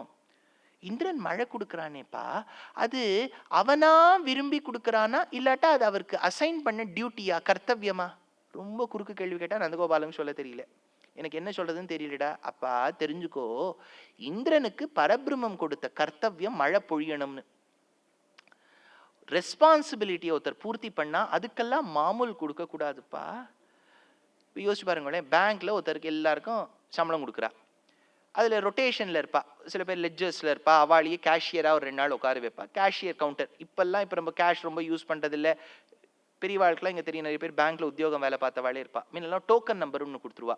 டோக்கன் நம்பர் கொடுக்கும்போது 139 அப்படின்னு சொன்ன உடனே நம்ம அங்க போய் நிக்கணும். அங்க போன உடனே அந்த கியூல போய் நின்னா நம்ம நம்ம நம்ம விட மாட்டோம். ஏதோ அந்த அம்மையாரோ சுவாமியோ ஏதோ நோட்டை கொடுக்குறான்னா 10 100 ரூபா நோட்டை கொடுங்கோ, 100 50 ரூபா நோட்டை கொடுங்கோ. அவள் ஏன் தான் கொடுக்குறோமோன்னு ஆயிடும் அவளுக்கு. அதுவும் ஆச்சாரமா அவர்கள் பாகவதத்தை உச்சிஷ்டத்தோட கொடுப்பா. அது நக்கி அது கோனகம் ஷேட ஷேடம் தருவரையில் புனிதம் என்றினர், பாகவதாளுடைய உச்சிஷ்டம் அவ்வளோ வசத்தியான் அப்படின்னு வச்சு நம்ம ஸ்வீகாரம் பண்றோம்னு வச்சுக்கோ. 10 100 ரூபா நோட்டை கொடுக்குறான். நான் எண்ணி பார்க்குறேன், அங்கேயே எண்ணி பார்த்துருக்கேன். பார்த்துட்டு ஒரு 100 ரூபா நோட்டை எடுத்து கேஷியர் கிட்ட திருப்பி கொடுக்குறேன். வை அப்படின்னு அவ கேட்குறா. இல்லை, யூ கேவ் மீ கேஷ். யோ, எனக்கு சம்பளம் கொடுக்குறா, இது ஓம் பணம்னு சொல்ற மாதிரி. இந்திரன் மழையை பொழிகின்றான் என்றால் அவன் கர்த்தவியம், அவனுக்கு உற்சவம் எடுக்க வேண்டாம்ப்பா. பின்ன யாருக்குடா உற்சவம் கொண்டாட வேண்டும்னு கிருஷ்ணர் நந்தகோபாலன் கேட்கும்போது கிருஷ்ணர் சொல்றார், தஸ்மாத் சம்பூஜயேத் கர்ம ஸ்வபாவஸ்யஹ ஸ்வகர்ம கிருத் அஞ்சசா ஏன வர்த்தேத ததேவாஸ்ய ஹி தெய்வதம் வர்த்தேத பிரம்மஜா விப்ரோ ராஜன்யோ ரக்ஷயா புவஹ வைஷ்யஸ்து வார்த்தயா ஜீவத் சூத்ரஸ்து த்விஜ சேவயா கிருஷி வாணிஜ்ய கோரக்ஷ குசீதம் துரியமுச்யதே. அப்பா, வைஷ்ய ஜாதியில இருக்கக்கூடிய நமக்கு ஓரளவுக்கு குடும்பங்கள்லாம் க்ஷேமமா நடக்கிறதுனா அதற்கெல்லாம் காரணம் பசுக்கள். பசு கொடுக்கக்கூடிய பால், தயிர், வெண்ணெய், நெய் இத்தியாதிகளை நம்பிதான் நம்ம குடும்பமே நடக்கிறது. அந்த பசுக்களுக்கு தன்னலம் கருதாது புல் கொடுக்கக்கூடியது கோவர்தனம் என்னும் பர்வதம். அந்த பர்வதத்துக்கு பூஜை பண்ணலாம்ப்பா. ஏன்னா வைஷ்ய தர்மத்துக்கு இதுதான் கட்டுப்பட்டிருக்கு. பிற்காலத்துல கிருஷ்ணர் சொல்றார், 4 வர்ணங்களும் என்னுடைய சிருஷ்டினர். அதற்கு எடுத்துக்காட்டா அந்தந்த வர்ணத்தவர் அந்தந்த இதை செய்ய வேண்டும். இப்ப நீங்க கேட்பேள், சுவாமி இப்ப ப்ரொஃபஷன்லாம் மாறிவிடுதே அப்படின்னு வச்சுட்டேன்னா, ப்ரொஃபஷன் மாறிவிட்டாலும் அதுலயும் இந்த 4 வர்ணத்தினுடைய அந்த ஆக்குபேஷன் வந்துருது பாருங்க. யோசிச்சு பாருங்க, ப்ரொஃபஸர்ஸா பல பேர் இருக்கா, அசிஸ்டன்ட் ப்ரொஃபஸர்ஸா பல பேர் இருக்கா, லெக்சரர்ஸா பல பேர் இருக்கா. இந்த மாதிரி இருக்கக்கூடியவர்கள் டீச்சிங்ல தானே இருக்கா. அப்ப அவர்களை நம் பிராமண ஜாதியை சார்ந்த தொழிலை பார்க்கறதா தானே நினைக்கணும். 2வது ஆர்மி, நேவி, செக்யூரிட்டி, நம்ம ஆத்து வாசல்ல நிக்கிற செக்யூரிட்டி, அபார்ட்மெண்ட் வாசல்ல அவள்லாம் நமக்கு ரட்சகமா தானே இருக்கா. போலீஸ் அவள்லாம் க்ஷத்ரியர்களின் குல தர்மத்தை ஃபாலோ பண்றா. பிஸ்னஸ்ல இருக்கக்கூடியவா இருக்கா, வைஷ்ய ஜாதியை சார்ந்தவர்களா இருக்கா. இந்த ஐடி கம்பெனிலாம் இருக்கு இல்லையா, அதுக்கெல்லாம் சர்வீசஸ்னு பேர். We provide services to others. இப்போ டிக்கெட் வாங்கணும்னு ஒருத்தர் ரயில்வே கவுண்டருக்கு போறார், அவர் தனம் கொடுக்குறார், ரயில்வே கவுண்டர்ல இருக்கக்கூடியவா தனம் வாங்கிக்கிறா, டிக்கெட் இஷ்யூ பண்றா. டிக்கெட் எப்படி இஷ்யூ பண்றா? ஏன்னா அந்த சாஃப்ட்வேரை ப்ரொவைட் பண்ணி கொடுத்தவர் சர்வீஸ் ப்ரொவைடர்னு ஒருத்தர் இருப்பார், அவர் சூத்ர ஜாதியை சார்ந்தவர். இப்போ சூத்ர ஜாதினா பிறப்பால் சூத்ரனான்னு கேட்காதீங்க, vocation. No profession is superior or inferior. அதுவே நம்ம பாரத தேசத்துல சொல்றது மிகப்பெரிய தவறு. ஏன் சொல்றேன் கேளுங்க. இப்போ இந்த இப்படி போராட்டம் பண்றவாள்லாம் இருக்கா இல்லையா, இப்போ நம்ம தேசம் எப்படி மாறிடுச்சுன்னா அந்த பாட்டெல்லாம் ரசிக்கிறோம். 2015லயோ 14லயோ ஒரு பாட்டு, உன்னை ஆவியில வேக வச்சாங்களா வெள்ளையா உங்க அப்பா அம்மா வந்து உன்னை, என்னது என்ன பாட்டு அது, என்னது இது சொல்லுங்க, அதான் உன்னை வந்து வெயில்ல வைக்காம நடக்க வச்சாங்களா, நீ இவ்வளவு வெள்ளையா இருக்க. நம்ம தேசத்துல நம்ம என்ன சொல்றோம், ஃபேர் அண்ட் லவ்லிலாம் அட்வர்டைஸ்மெண்ட்டு எதற்கு? அதுல ஒரு பெண் அப்படியே சோகமா உட்காந்துட்டு இருப்போம், அப்போ அவளுக்கு கல்யாணம் ஆலேன்னு தெரியும், உடனே இந்த சூர்ணத்தை குடிப்பா, பூசின உடனே அவள் விளவிளையர்னு ஆயிடுவோம், கல்யாணம் ஆயிடும். அதுவே தவறு. நம்ம தேசத்துல திரௌபதியும் கிருஷ்ணரும் என்ன இந்த ஃபேர் அண்ட் லவ்லிலாம் போட்டுண்டாளா? அதனால நம்ம தேசத்துல கருப்பு வெள்ளை கொண்டாடாத தேசத்துல நமக்கு இந்த எண்ணம் வருதே தப்பு. நம்ம தமிழ் பாட்டுல சொல்றா, அந்த பெண்ணை பார்த்துட்டு இந்த ஹீரோயினை பார்த்துட்டு உன்னை வந்து இட்லி மாதிரி வேக வச்சாளா, நீ விளவிளையர்னு இருக்கியே தும்பு பூ மாதிரி அப்படின்னுட்டு, இதெல்லாம் பாட்டை நம்ம இன்னைக்கும் வீட்டுல கொண்டாடிட்டு இருக்கோம். இதெல்லாம் முடிச்சுட்டு போராட்டத்துக்கு வருவா, எப்படி இருக்கு பாருங்க. இந்த பாட்டை பாடிண்டே போராட்டத்துக்கு வந்தா aren't we living in a double world? அதனால இந்த நிறத்தை வச்சு ஏன் வந்து ஒரு ஹீரோயின் டார்க்கா இருக்கக்கூடாது? Why should all the heroines only be fair? இதுவே நாம் செய்வது எவ்வளவு பெரிய அபச்சாரம் தெரியுமா? அந்த படங்கள் எல்லாம் நம்ம போய் பார்க்கிறோம். There itself we are supporting complexion superiority. தொழில எதுவுமே உயர்த்தி மட்டம் இல்லை. இப்ப கூட அண்மையில யாரோ வந்து ஒரு மேடை பேச்சுல சொன்னா, இவருக்கு ஒண்ணுமே தெரியாது, ஏதோ ஒரு மேடை பேச்சுல, அரசியல் மேடை பேச்சுலாம், இவர் கதா காலக்ஷேபம் பண்ணட்டும், ஏதோ இடத்துல வந்தது அந்த மாதிரி ஒரு பேச்சு. பாருங்க, கதா காலக்ஷேபம் பண்றதை எவ்வளவு தாழ்த்தியா பார்த்திருந்தால், இவர் 4-5 இடத்துக்கு, நிறைய பேருக்கு அந்த ஒரு எண்ணம் இருக்கும் இல்லையா, இவர் 4-5 காலேஜுக்கு போயிருப்பார், எங்கேயும் படிப்பே ஏறி இருக்காது, கடைசியில இந்த இடத்துக்கு வந்துட்டாருன்னு சொல்லுவாளா இல்லையா? எதுக்கு இது சொல்ல வந்தேன்னா, எந்த ஒரு தொழிலையும் மட்டமாக பார்ப்பது நம்மளும் மனுஷ ஜாதி தான். ஓஹோ, அவர் அதுல வேலை பார்க்கறாரா? ஏன்னா நான் வந்து கார்பரேட் கரியர்ல 6.5 years இருந்திருக்கேன். ஆத்துல இருக்க வாழ்க்கை என்னன்னா, இவர் ஆஃபீஸ்க்கு போயிட்டார், நல்லா வேலை பார்க்கறார், ஆஃபீஸ்ல ஆன் பெஞ்சுன்னு அர்த்தம். அதுக்கு அங்கே ப்ராஜெக்டே இல்லைன்னு வச்சுக்கோங்க, கார்த்தால் அங்கே போயிட்டு இருக்கிற ரீடர்ஸ் டைஜஸ்ட் அது இது பிங்க் வில்லா எல்லாம் படிச்சுட்டு இவர் ஆற்றுக்கு வருவார். பாவம் என்ன ஆஸ்வாசப்பட்டு எப்படி வந்திருக்கான், ஆற்று வந்த உடனே சேவை சாப்பிட்றியா, அது சாப்பிட்றியா, அது இன்னும் அங்கே வேலை பண்ணல அவர், கடல் ஞாலம் செய்தேனும் யானை என்னும். அதனால எந்த ஒரு உத்தியோகத்தையும் கூலி தொழிலாளி எவ்வளவு முக்கியமானவர், அவர் கூலி தொழிலாளியை மட்டமாக பேசுவது, கதை காலக்ஷேபத்தை மட்டமா பேசுறது, இந்த ஜாதியை சார்ந்தவர் மட்டமா பேசுறது, தொழிலை வச்சு செய்வதும் நம் மனித ஜாதி தான். We are the people who degrade our own selves. Neither should we differentiate based on color, nor should it be based on profession. சரி, இப்ப கிருஷ்ணர் இப்படி சொல்லியிருக்காரா, இப்போ ஒரு கதை சொல்றேன். ஏகலவ்யனுடைய சரித்திரம். இது ஒரு பெரிய கான்ட்ரவர்சி இல்லையா? ஏகலவ்யன் என்னன்னா, துரோணர் வந்து தன்னுடைய சிஷ்யர்களுக்கு கற்றுக்கொண்டிருக்க செய்து, ஏகலவ்யன் ஒரு ஸ்ரத்தனான ஒரு மாணவன் வந்தான். அவன் துரோணர் மாதிரியே ஒரு சிலையை வடிச்சுட்டான். துரோணர் போய் கட்ட விரல கேட்டார், இது தப்பு தானே அப்படின்னு சொல்றான். மகாபாரதத்தோட மூலத்தை ஒரு வாட்டி சேவிங்கோ please. Read the original rather than reading quora.com or question.com. இதுல துரோணருக்கு சின்ன வயசுலேருந்து ஒரு வெஞ்சன்ஸ் இருந்தது துருபதன் மேல. ஏன்னா துருபதன் வந்து பசுவை கொடுக்க மாட்டேன்னுட்டான், நீ எனக்கு ஃப்ரெண்டே இல்லைன்னுட்டான். அப்போ துருபதனை பழி வாங்கணும்னா இவர் தன்னுடைய வித்தையை தன் சிஷ்யர்களுக்கு கத்துக் கொடுத்து தன் சிஷ்யர்கள் மூலமா அவனை பழி வாங்கணும் துருபதனை. கௌரவாள் பாண்டவாளுக்கு எப்படி கத்துக் கொடுத்தார் அப்படின்னா, அந்த இடத்துல ராஜா திருதராஷ்டிரனும் பீஷ்மனும் நல்ல ஒரு ஆச்சாரியனை தேடிட்டு இருந்தான். அப்போ ஒரு பந்து ஒரு ஒரு கிணத்துக்குள்ள விழ தன்னுடைய ஒவ்வொரு புல்லுக்குள்ளேயும் பிரம்மாஸ்திர மந்திரத்தை உச்சாரணம் பண்ணி அதை விட்டு விட்டு விட்டு விட்டு ஐஷீகத்தை வச்சு அந்த பந்தை வெளியில எடுக்கிறார். இதை பண்ண உடனே சிஷ்யாலாம் போய் நேர பீஷ்மர் கிட்ட சொன்ன உடனே இது பரத்வாஜர் பிள்ளையா இருக்கும், இனிமேலேருந்து துரோணாச்சாரியர் தான் உங்களுக்கு ஆச்சாரியன். அப்போ ஒரு கண்டிஷன் போடுறான், துரோணாச்சாரியருக்கு எவ்வளவு சாஸ்திர வித்தை தெரிஞ்சாலும் அவர் கௌரவாள் பாண்டவாளுக்கு மட்டும்தான் கத்து தரணும். he has been engaged only with this Kurukshetra. இப்போ நீங்க ஒரு உத்தியோகத்துக்கு போறேன்னு வச்சுங்க, எனக்கு ப்ராஜெக்ட் பண்ண தெரியும், ப்ரோக்ராம் எழுத தெரியுங்கிறதுக்காக ஃபுல் டைம் ஒரு இடத்துல வேலை பார்க்கும்போது இன்னொரு நேர்மாறான கம்பெனிக்கு வேலை பார்க்க முடியாது. So Ekalavya couldn't have learnt under Drona because Drona was born on a bonded paper with Kurukshetra only. First point. அவன் முதல்ல வந்து கேட்கவே இல்லை. ஏகலவ்யன் வந்து துரோணர் கிட்ட எனக்கு கத்துத்தாங்கோன்னு ஒரு ஸ்லோகம் இல்லவே இல்லை. அவன் என்ன பண்ணிவிட்டான் ஏகலவ்யன், இவர் கத்து தரும்போது அதை திருட்டுத்தனமா பார்த்துட்டு அதை போய் பயின்றான். இது நமக்கு என்ன தோணும்? சார் ஒன்றும் தப்பு இல்லையே சார்னு தோணும். நீங்க நிறைய விஷயம் நீங்கள்லாம் தெரிஞ்சவாளா இருப்பேள். இன்டெலெக்சுவல் ப்ராப்பர்ட்டின்னு ஒன்று இருக்கு, ஐபி ரைட்ஸ்ன்னு ஒன்று இருக்கு.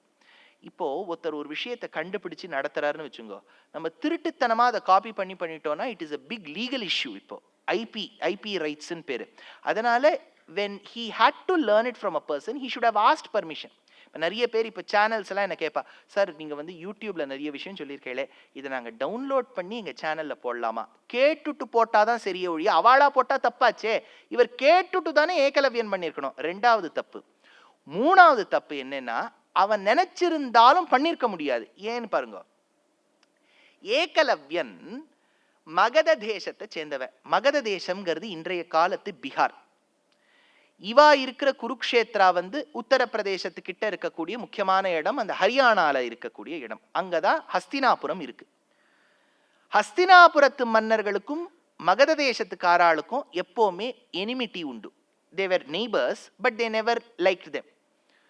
இப்போ நம்ம இப்போ அண்மையில் இருக்கக்கூடிய ஒரு சம்பவம் சொல்றேன். இப்போ நம்ம வந்து டிஃபென்ஸ் எக்யூப்மெண்ட்ஸ்லாம் நிறைய தேசங்கள்லேருந்து வாங்குறோம், நம்மளும் தயார் பண்றோம், வாங்குறோம். அதில் ரொம்ப பிரசித்தமான ஒரு பறவை போல் பறக்கக்கூடியது என்ன, ரஃபால்னு பிரான்ஸ் கிட்டேருந்து வாங்குறோம்னு வச்சுங்கோ.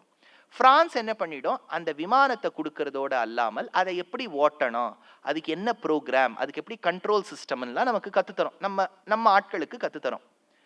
அதே சமயத்தில் பிரான்ஸ்க்கு ஒரு அண்டர்ஸ்டாண்டிங் இருக்கும். பாரத தேசத்துக்கு இதை கொடுத்துடுத்துன்னு வச்சுக்கோங்க, அது எவ்வளவோ 1000 கோடி இல்லையா, நமக்கும் அதுக்கும் ஒரு சம்பந்தம் இருக்கு, ஒரு MOU இருக்கு. பாரத தேசம் எந்த தேசத்தை தன்னுடைய பிரதானமான எதிரியா வச்சுருக்கோ அந்த எதிரி நாட்டுக்கு பிரான்ஸ் இந்த விமானத்தை விற்கக்கூடாது. அது ஒரு ரூல் இருக்கும். இப்போ சும்மா எதிரி நாடுனா நீங்க உடனே எதிரின்னு எதுக்கு பாக்குறேன், எல்லாமே பெருமாளோட சிருஷ்டி தானேலாம் சொல்லாதீங்க. பாகிஸ்தான்ல இருக்கக்கூடிய மக்கள் நல்லவாளா இருப்பான், ஆனா அந்த அரசாங்கத்துக்கும் நம்ம அரசாங்கத்துக்கும் ஆறுதல இல்லையா, அதனால அந்த விமானத்தை இவாளுக்கு விற்க முடியாது. துரோணாச்சாரியர் எப்ப ஹஸ்தினாபுரத்துக்கு குருவோ மகத தேசத்தை சார்ந்த ஏகலவ்யனுக்கு கத்து தர முடியாது. அவன் கத்துண்டு சண்டை போட்டான்னு வச்சுக்கோங்க, அப்போ துரோணாச்சாரியா வில் பி சூட், ஏன்னா இவர்கிட்டேந்து வித்தை போயிருக்கும்னு. அதனாலதான் பின்னாடி அந்த ப்ராப்பர்ட்டி ரைட்ஸ் வரக்கூடாதுங்கிறதுக்காக தான் கட்ட விரலை கேட்கிறார். கட்ட விரலை கேட்கறது அர்ஜுனனை ஜெயிக்க வைக்கிறதுக்காக இல்லவே இல்லை. அர்ஜுனன்னா ரொம்ப பிடிக்கும், ஏகலவ்யன் வந்துட்டா அர்ஜுனன் போயிடுவான், இது சூத்ர ஜாதியை சார்ந்தவர், க்ஷத்ரிய ஜாதியை சார்ந்தவர். இதெல்லாம் நம்மளா புதுசா ஒரு மகாபாரதம் எழுத வேண்டாம், அவர் எழுதினதை படிச்சாலே போறோம். அதனால ஏகலவ்யன் பிற்காலத்துல என்ன ஆறுதுன்னு கேளுங்கோ, ஜராசந்தனுடைய ராஜ்யத்தை சேர்ந்தவனா, அவ அப்பா போன உடனே ஏகலவ்யன் தளபதி ஆயிடுறான் மகத தேசத்துக்கு. ஜராசந்தனுக்கு கிருஷ்ணர் ஆகாதுன்னா, ஜராசந்தனுடைய பெண்கள் தான் கம்சனுடைய பத்னிகள். பெண்களை விதவையாக்கினபடியால் கிருஷ்ணர் மேல ஒரு வைரி. அதனால கிருஷ்ணர் வந்து சிசுபாலனுக்கு நேர்ந்தெடுத்த அந்த ருக்மிணிய விதர்ப தேசத்திலேருந்து கடத்திட்டு போகும்போது ஏகலவ்யன் பின்னாடி வந்து கிருஷ்ணரோட சண்டை போட்டு மரணம் அடைகின்றான்னு ஒரு இடம் இருக்கு. இத துரோண பர்வால கிருஷ்ணர் பீமனுக்கு சொல்ற. அதனால ஏகலவ்யன் வதம் இதெல்லாம் எதுக்கு இதெல்லாம் சொல்ல வரேன்னா, இந்த ஜாதி விஷயங்கள் வந்துடுத்துனா இந்த கேள்விகள்லாம் வரும், ஏன் ஏகலவ்யன். அடுத்தது ஒரு விஷயம், ஒரு கதை என்னன்னா, இது வனப்பர்வால வரக்கூடிய கதை. ஸ்ரீ மகாபாரதத்துல கௌஷிகர்னு ஒரு மகர்ஷி. இந்த கௌஷிகர் வேற, நமக்கு தெரிஞ்ச விஸ்வாமித்திரர் கௌஷிகர் வேற. கௌஷிகா 1.0, இவர் 2.0. இவர் மரத்து கீழே உட்கார்ந்து இருக்கார், வெகு நாட்களா தவம் செய்து கொண்டிருக்கிறார். ஒரு நாள் அவர் மீது பட்சிகள் சேர்ந்து ஆசீர்வாதம் பண்ணிடுது. இங்கிலீஷ்ல இதுக்கு என்ன பேர் தெரியுமோ, பேர்ட்ஸ் பிளெஸிங்னு பேர். அது பண்ண உடனே இவர் என்னமோ ஈரமா இருக்கு பார்த்தார், கோபம் வந்துடுத்து. இவர் மேல பார்த்தார், அங்க ஒரு கொக்கு. அந்த பார்த்தார், அவர் பார்த்த பார்வையில கொக்கு, தபஸ் சக்தியில கொக்கு சுறுன்னு எரிஞ்சு பஸ்மமா விடுது. இவருக்கு உள்ளுக்குள்ள ஒரு சந்தோஷம், பாத்தியா நம்ம யாரையாவது பார்த்தா யோசிச்சு பாருங்களேன், இப்ப நம்மளும் முறைச்சு பாக்குறோம், அவளா க்ஷேமமா இருக்கா, இல்லை இப்படி முறைச்சு பார்க்கணும் நன்னா இருக்கா. அதனால இவர் பார்த்தாரு, எரிஞ்சு போயிடுத்து. அவ்வளவு தபஸ் சக்தி இருக்குங்கிற அந்த மெதப்புல நடந்து போயிட்டு இருக்கார். பிக்ஷைக்காக ஒரு வீட்டு வாசல்ல போய் நிக்கிறார். பிரவிஷ்டஸ்தத் குலம் யத்ர பூர்வம் சரிதவாம்ஸ்து சஹ தேஹீதியா சமானோசௌ திஷ்டேத்யுக்தஹ ஸ்திரியா ததஹ. ஒரு வீட்டு வாசல்ல போய் நிக்கிறார். அந்த பெண்மணியின் வீட்டு வாசல்ல நின்று பவதி பிக்ஷாந்தேகின்னு கேட்கிறார். பொண்ணு அரிசி எடுத்து வச்சிருக்கா. அதனால அவ என்ன சொல்றா, சரி எடுத்துன்னு வரலாங்கிறதுக்குள்ள ஆத்துக்காரர் ஏதோ சப்பாத்தி சாப்பிட்டு இருக்கார், கூட தால் சாப்பிடணும், டால் டால் அப்படிங்கிறார். அதனால தாலை டால் பண்ணணுங்கிறதுக்காக உள்ளேருந்து அவ எடுத்துன்னு வரதுக்குள்ள இவருக்கு கோவம் வந்துருது. ஒரு 2 minutes டிலே. அந்த பெண்மணி பாவம் துடிச்சு பிடிச்சி ஓடி அந்த அரிசி எடுத்துன்னு வரா. அப்போ வந்த உடனே அவளையே முறைச்சு பார்த்துட்டு இருக்கார். கொக்க பார்த்துட்டாரோன்னு அவளையே பார்த்துட்டு இருக்கார். அப்போ ஒரு வார்த்தை சொல்றா, என்னை கொக்கென்று நினைத்தாயோ கொங்கணவா சொல்றார். நாகம்பலாக்கா விப்ரர்ஷே தியஜக்ரோதம் தபோதன, என்ன கொக்குன்னு நினைச்சிண்டியா அப்படின்னு அவ கேள்வி கேட்கிறா. ஆடி போயிடுறார் இவர். எங்கேயோ நடந்தது சிசிடிவில போட்ட மாதிரி இவளுக்கு எப்படி முதல்ல தெரியும்? இவர் எதிரால அசந்து போனார்னா இவர் பார்த்தவ எரியலேங்கிறதுல அங்க நடந்தது இவளுக்கு எப்படி தெரியும்? அப்ப அவருக்கு அவர் நினைக்கும் போது அவர் சொல்றா, நீ இப்ப நினைச்சுட்டு இருப்ப கௌஷிகா, எனக்கு எப்படி அங்க நடந்தது தெரியும்னு. சரியானா அப்படியே மைண்ட் ரீடிங் இல்லையா? கோல்டன் ஃப்ளவரா, தங்க புஷ்பமா? அதனால அப்படியே மனசுல நடக்கிறது தெரியுதா? உடனே அவர் ஆச்சரியப்பட்டு போறார். அப்ப அவர் சொல்றா, இங்க ஆச்சாரியனுடைய அனுகிரகத்தால எனக்கு கிடைச்சிருக்கு இந்த ஞானம். அப்படியாமா? அவர் எங்க இருக்கார்? பக்கத்துல மிதிலா தேசத்துல இருக்கார். தர்மவியாதன்னு பேரு. அவர்கிட்ட போய் கேளு. இவர் கிடுகிடுன்னு ஓடி போறார். மிதிலா தேசத்துக்குள்ள நுழைஞ்ச உடனே ஒரு பெரிய கிரவுண்டு. அதுல ஊர் மக்கள்லாம் திரண்டு இருக்கா. போறவாலாம் அப்படியே கையில் ஃபுல்லா மாம்சப்பை எடுத்துன்னு போறா. அப்படியே பஃபல்லோட மாம்சம் ஃப்ரெஷ்ஷா இருக்கு, எல்லா மானுடைய மாம்சம் ஃப்ரெஷ்ஷா இருக்கு, எல்லாத்தையும் எடுத்துன்னு போயிட்டு இருக்கா. என்ன இவ்வளவு கூட்டம்? யாருங்க? அங்க ஒருத்தர் இருக்கார், தர்மவியாதன்னு பேர். ஓஹோ, தர்மவியாதன் புச்சரா அப்படின்னு அப்பதான் அவருக்கு தெரியுது. ஸ்லோகம் பாருங்க. ந துத்தத்வேன பகவன் தர்மம் வேத்ஸீதி மே மதிஹி யதி விப்ர ந ஜானீஷே தர்மம் பரமகம் த்விஜ தர்மவியாதம் தத ப்ருச்ச கத்வா து மிதிலாம் புரீம் சொல்லிட்டோ அவர் என்ன வித்துன்னு இருந்தார்? மார்க மகிஷ மாம்சானி, பஃபல்லோ மீட். மகிஷ, மார்க அப்படின்னா மிருக, அப்படின்னா டியர், வெனிசன்னு பேரு மானுடைய மாம்சத்துக்கு. அதெல்லாம் வித்துட்டு இருந்தாங்க. இவர் போனார். போன உடனே இவருக்கு ஒரே டவுட் வந்துருது. என்ன சார் புச்சர் கிட்ட அமைச்சிருக்காரு, இவருக்கு என்ன சார் தர்மசாஸ்திரத்துக்கு ஞானம் தெரியும் அப்படின்னு. புச்சர் கிட்ட போல, இவருக்கு பிரஸ்டீஜ் ப்ராப்ளம் ஆச்சு, அவங்கிட்ட போய் எப்படி கேட்பாருன்னு. அந்த தர்மவியாதன் மாம்சத்தெல்லாம் வித்துட்டு ஆத்துக்கு நடந்து போயிட்டு இருக்கான். குடிசைக்கு போன உடனே அந்த திண்ணையில பார்த்தா 7 ரிஷிகள் உட்கார்ந்துட்டு இருக்கா. இந்த தர்மவியாதன் கிட்ட சந்தேகம் கேட்கணும்னு. இதை பார்த்துட்டு விதிர்த்து போயிடுறான் கௌஷிகன். அப்ப இந்த தர்மவியாதன் காலில் போய் விழுந்து சேவிச்சு கேட்கிறான், உனக்கு எப்படிப்பா இவ்வளவு தர்மசாஸ்திர ஞானம் இருக்கு? அப்ப எல்லா விஷயங்களும் சொல்லிட்டு அந்த தர்மவியாதன் சொல்றான், உள்ளவா எங்க அப்பா அம்மாவை காமிக்கிறேன்னு காமிக்கிறான். ரொம்ப வயசானவா, கண்ணு தெரியாது. இவாளை நான் பார்த்துக்கிறேன். ஒரு புத்திரனுடைய கைங்கரியம் பண்றதுனால எனக்கு சாஸ்திர ஞானம் அப்படியே இருக்கு. உனக்கு நீ பிராமண குலத்தில் பிறந்தும் உனக்கு ஏன் கோவத்தில் தத்தளிச்சுட்டு இருக்க தெரியுமோ? உங்க அப்பா அம்மாவை நீ இத்தனை நாள் கைங்கரியமே பண்ணதில்ல, அவ எங்கேயோ தவிச்சுட்டு இருக்கா, அவளுக்கு போய் கைங்கரியம் பண்ணு அப்படின்னு தர்மவியாத சரித்திரம்னு ஸ்ரீ மகாபாரதத்துல வருது. அப்படின்னா ஒரு பிராமணன் சூத்ரன் கிட்டேந்து போய் தர்ம ஞானம் தெரிஞ்சுண்டாங்கிறது மகாபாரதத்துல தெரியுது. ஆச்சா, இப்போ இன்னொரு முக்கியமான விஷயங்கள். இப்ப ஆழ்வாருடைய சரித்திரங்களுக்கு வரலாம். ரொம்ப சுவாரஸ்யமா இருக்கும். இதுல மகாபாரதம், ராமாயணம்னா திரேதாயுகம், துவாபர யுகம். ஆழ்வார்கள் இப்ப வாழ்ந்தவா, இவாளை பத்தி தெரிஞ்சுக்கலாம். திருமழிசைன்னு ஒரு ஊர் உண்டு, இங்கே நம்ம சென்னை பக்கத்துல தான் இருக்கு. அந்த ஊரை சார்ந்த மகிசார கஷேத்திரம் ஆழ்வார் திருமழிசை ஆழ்வார் பக்திசாரர்னு பேர். இவர் வேடுவ குலத்தில் சார்ந்தவர்கள் கிட்ட வளர்ந்தார், வேடுவ சாதியினர் கிட்ட வளர்ந்தார். இவருக்கு ஒரு சிஷ்யன் இவருடைய பிரபாவம் தேடி வந்தான், கனிகண்ணன் அப்படின்னு பேர். இந்த கனிகண்ணனோடு இவர் ஸ்ரீரங்கத்தை நோக்கி நடந்து செல்லும் போது, பெரும்புலியூர்னு நினைக்கிறேன், எனக்கு ஞாபகம் இருக்க வைக்க, அந்த ஊர் வழியா போகும்போது ஒரு வீடு, வீட்டு வாசல திண்ணையில ஒரு பிராமண ஜாதியை சார்ந்த ஒரு ஆச்சாரியன், கீழே இருக்கக்கூடிய சிஷ்யர்கள், அவள்லாம் இவர் வேதம் சொல்ல சொல்ல இவாளும் கத்துன்னு இருக்கா. புஸ்தகம் கிடையாது, மேன்யூஸ்கிரிப்ட் கிடையாது, ஆச்சாரியன் சொல்லணும், சிஷ்யர்கள் கேட்கணும், இவாள்லாம் ஓதிக்கொண்டு இருக்க செய்து இவா தைத்திரிய பிராமணம் சேவிச்சுட்டு இருக்கா. அது எந்த பங்கின்னு சொல்றேன், அது ஐந்திரமேகாதச கபாலராஜன்யஸ்ய கிருஹே இந்திரியமேவாவருந்தே ரிஷபோ தக்ஷிணா சமிருத்யை ஆதித்யம் சரும் மகிஷ்யை கிருஹே இயம் வா அதிதிஹி அஸ்யாமேவ பிரதிதிஷ்டதி தேனுர் தக்ஷிணா சமிருத்யை பகாய சரும் வாவாதாயை கிருஹே பகமேவா அஸ்மின் ததாதி விசித்த கர்ப்பா பிருஷ்டாஹி தக்ஷிணா சமிருத்யை நைரித்திம் சரும் பரிவிருத்தியை கிருஹே அப்படின்னு அவள்லாம் சேவிச்சுட்டு இருக்கா. அந்த வேதத்தை சேவிக்கும் போது இவர் நடந்து போயிட்டு இருக்கார். திருமழிசை பிரான் போகும்போது அந்த ஆச்சாரியனுக்கு தெரியறது இவர் பிராமண ஜாதியை சேர்ந்தவர் அல்ல. அங்க அடையாளங்கள் அவர் போட்டு இருக்கக்கூடிய லட்சணங்களை வச்சுண்டு எல்லாரும் நிறுத்துங்கோ, வேதம் சொல்றதை நிறுத்துங்கோ அப்படின்னு இவரை ஏறக்குறைய தாழ்த்தி பார்க்கறா. ஆழ்வார் 2 அடி போயிட்டார். 2 அடி போனோம்னா ஆச்சாரியன் சிஷ்யர்களுக்கு சொல்றார், விட்ட இடத்தை பிடிங்கோ. புஸ்தகம் இல்லைன்னு வச்சுங்கோ, சஹஸ்ரநாமம் மட்டும் நீங்க நடுவில் சொல்லுங்கோ, 2 ஃபோன் வரட்டும், விட்ட இடம் போயிடும், திரும்பி முதலேருந்து ஆரம்பிக்கணும். அதனால குறிச்சு தானே வச்சுக்கிறோம். அந்த காலத்துல புஸ்தகம் எங்க மேனுஸ்கிரிப்ட்லாம் இல்லையே. அதனால இவ விட்ட இடத்த சொல்லுங்கன்னா சீஷன் விட்ட இடங்க கேட்டுட்டு இருக்கா. அப்ப ஆழ்வார் 2 அடி முன்னாடி போயிருக்காரு இல்லையா, அவர் என்ன பண்ணார், அங்க கீழே ஒரு நெல் விழுந்திருந்துதான், கருப்பா இருந்துதான், அதை எடுத்தார், அதை நகத்தால பிளந்தார். பிளந்துட்டு இந்த பக்கம் ஒரு குச்சி அந்த பக்கம் ஒரு குச்சி போட்டுட்டு அப்படின்னு சொல்லிட்டு போயிட்டார். அடுத்தவர் என்ன தெரியுமோ, அவ விட்ட இடத்துல கிருஷ்ணானாம் விரஹீணாம் நக நிர்பின்னம், கிருஷ்ணானாம் கருப்பா, விரஹீணாம் நெல்லை, நக நகத்தால், பின்னம் பின்னப்படுத்துன்னு இருக்கு வேதத்துல. அவ விட்ட இடத்தை திருமழிசை ஆழ்வார் ஒரு நெல்லை எடுத்து காண்பிச்சு கொடுத்தார். ஆச்சாரியன் விதிர்ந்து போய் அதே தெருவில் திருமழிசை ஆழ்வாரை விழுந்து சேவிச்சாராம். உம்மகிட்ட அபச்சாரப்பட்டுட்டேனே, என் ஜாதியினுடைய பெருமையால் மன்னிக்கவும் ஆழ்வீர்னு சொன்னவன் ஆழ்வார் நகர்ந்து போனார். இது திருமழிசை ஆழ்வார் சரித்திரத்துல வரக்கூடிய விஷயம். அடுத்தது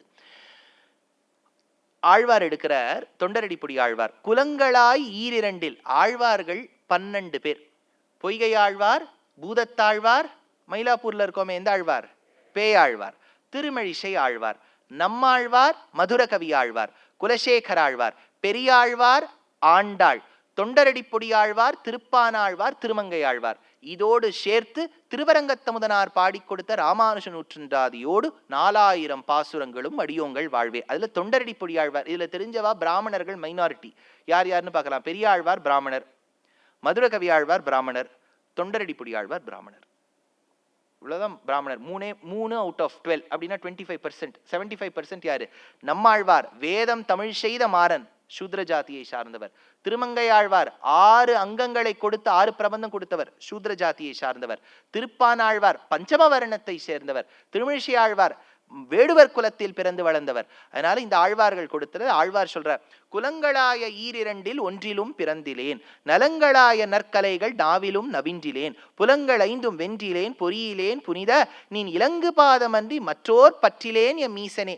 பிராமண ஜாதியில் பிறந்தவர், எனக்கு ஒண்ணுமே ஞானம் இல்லையே, இப்படியே வளர்ந்துட்டேனேன்னு தொண்டரடிப்பொடி ஆழ்வார் எடுக்கிறார். இன்னொரு பாசுரம், அடிமையில் குடிமையில்லா அயல் சது பேதிமாறில், குடிமையில் கடமைப்பட்ட குக்கரில் பிறப்பரேலும், முடியினில் துளபம் வைத்தாய் மொய்கழற்கு அன்பு செய்யும், அடியரை உகத்தி போலும் அரங்கமா நகுருளானே. எந்த ஜாதியில் பிறந்திருந்தாலும் துளபமாலை, துளசி மாலையை தரித்திருக்கக்கூடிய நாராயணன் நாமத்தை சொல்லுபவர் எந்த ஜாதியை சார்ந்தவராக இருக்கணும், என்னை விட வசந்தியாச்சே, நான் அவளை கை கூப்பி வணங்குவேனேன்னு தொண்டரடிப்பொடி ஆழ்வார். இன்னொரு இடம், அமரோர் அங்கமாறும் வேதமோர் 4 ஓதி, 6 அங்கம் கத்துண்டு வேதம் 4த்தையும் கத்துண்டு, தமரர்களில் தலைவராய சாதி அந்தணர்களாகிலும், 4 வேதம் 6 அங்கம் கத்துண்ட பிராமணனாக இருப்பினும் நுமர்களை பழிப்பராகில், உன்னுடைய பக்தர்களை யாராவது ஒரு கடும் சொல்லிட்டா அந்த பிராமணனுக்கு மோட்சமே கிடையாது.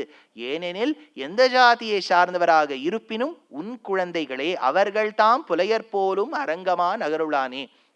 தொண்டரடிப்பொடி ஆழ்வார் எடுத்தாரா. அடுத்த ஆழ்வார் திருப்பானாழ்வார், உறையூரில் இருந்தவர். அவர் கோவிலுக்குள்ள பிரவேசம் பண்ணக்கூடாதுன்னுட்டா அந்த ஊர்ல இருக்கக்கூடியவர்கள் ரங்கநாதரையே மனசுல தியானம் பண்ணிண்டு அந்தர்வாகமாகி பெருமாளையே நினைச்சிட்டு இருந்தார். அந்த இடத்துல பெருமாளுக்கு தீர்த்த கைங்கரியம் செய்ய வேண்டும் என்பதற்காக பிராமண ஜாதியை சார்ந்த லோகசாரங்க முனி வந்தார். குடத்துல ஜலத்தை எடுத்துட்டார். வழியில ஆழ்வார் நின்றாராம், நகருன்னு சொன்னார். அவர் பெருமாளையே நினைச்சுட்டு இருக்கிறதுனால ஒண்ணுமே கேட்கல. கல் எடுத்து விட்டெறிஞ்சாராம், ரத்தம் பீரிட்டு கொண்டு வந்ததாம். அந்த பெருமையோட அந்த லோகசாரங்க முனி கோவிலுக்கு நடந்து போறார். பெருமாள் கர்ப்ப கிரகத்தையே திறக்க மாட்டேன்னு விட்டார். எப்படி என்னுடைய குழந்தையான திருப்பானாழ்வீரிடத்தில் அபச்சாரம் செய்தியே, நான் வரேன் பாத்தியான்னு ஒரு குரலை எழுப்பினார் பெருமாள். ஓடினாராம் லோகசாரங்க முனி. அந்த ஆழ்வாரை தன்னுடைய முதுகில் சுமத்தி கொண்டு, முனிவாகனர்னு பேரு, பிராமணன் சூத்ரனை தன் முதுகில் சுமத்தி கொண்டு கோவிலுக்கு அழைத்து சென்றான் கைங்கரியம் செய்ய.